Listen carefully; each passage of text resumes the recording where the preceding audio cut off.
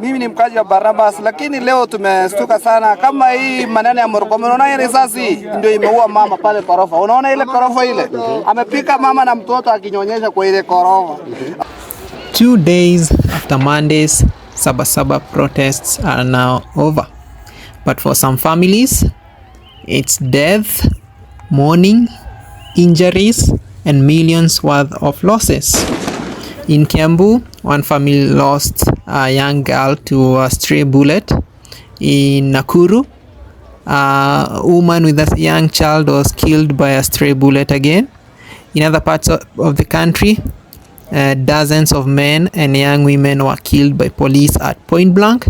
And mind you, most of these people are not doing anything wrong. They were just protesting peacefully. Some of them were not even involved in the protest, which gets me to ask, were police ordered to kill as many Kenyans as they could?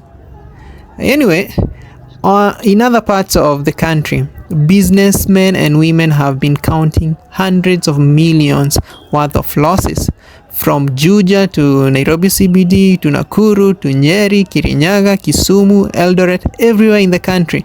If you are a businessman or woman and your property was not destroyed, count yourself lucky.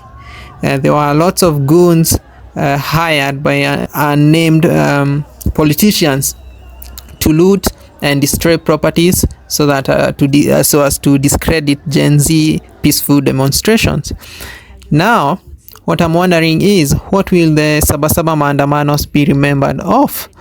Will it be remembered as yet another Gen Z orchestrated demonstration that ended with dozens of people dead and millions of goods lost? Tell me, share your comments and your thoughts in the comment section.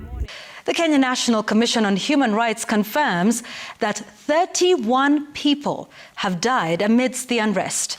Among the victims is a 12-year-old girl from Dumberi, Kiambu County, who was fatally struck by gunfire while watching television with her mother nearly 2 kilometers away from the main protest routes. It's a heartbreaking moment.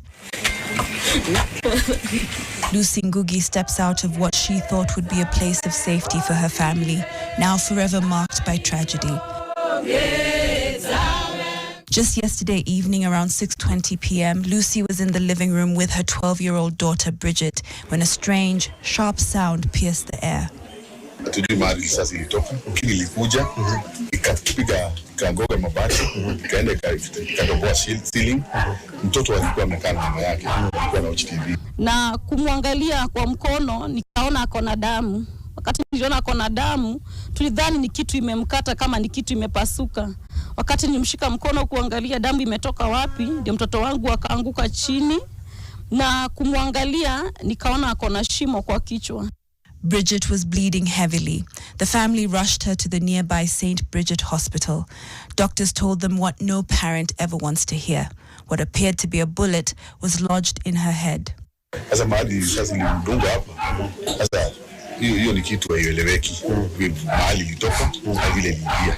It is suspected that Bridget was struck by a stray bullet during the Saba Saba protests in Dumberi, Kiambu County. Police officers later visited the home to examine the scene. While the circumstances are deeply troubling, it remains unclear who fired the shot. NTV reached out to the National Police Service spokesman Mushiri Nyaga, and he described the incident as unfortunate, but emphasized that investigations are ongoing.